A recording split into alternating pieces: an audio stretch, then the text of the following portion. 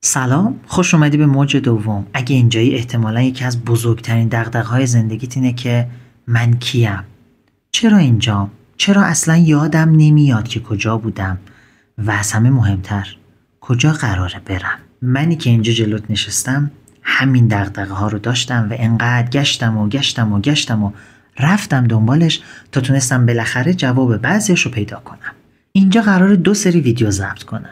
سری اول مربوط میشه به سوالهایی که همیشه داشتیم و داریم و خواهیم داشت، مربوط به خودمون، جهان اطرافمون و قوانین هستی.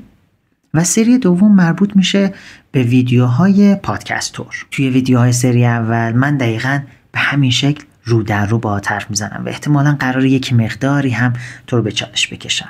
اما بخش جالب ماجرا ویدیوهای پادکستور منه و حداقل هفته‌ای حتماً یه اپیزود منتشر میشه. چرا این ویدیوها مهمن؟ به خاطر اینکه من دقیقاً قبل از اینکه متن این پادکست ها رو بنویسم توی مراقبه میشینم، ذهنم رو خالی میکنم و با ندای درون برای تو مینویسم. همینطور دقیقاً قبل از ضبط پادکست من توی مراقبه میشینم، فرکانسم رو بالا میبرم و بعد شروع میکنم به ضبط پادکست. درسته که به شما نگاه نمیکنم، اما شما میتونید چشماتون رو ببندید و از طریق صدایی که از من میشنوید خودتون رو در معرض شفا، عشق و حقیقت قرار بدید.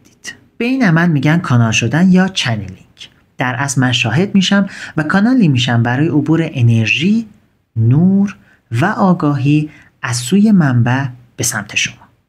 پس کافیه هر وقت که نیاز به انرژی داشتی، هر وقت که نیاز به شفا داشتی، هر وقتی که حالت خوب نبود یا دلت میخواست که یه فرکانس بالاتر رو تجربه کنی، یکی از این اپیزودها رو پلی کنی و ترجیحاً چشماتو ببندی و در حالت شاهد قرار بگیری. یادت نره کانال رو سابسکرایب کنی و خوشحالم که اینجایی.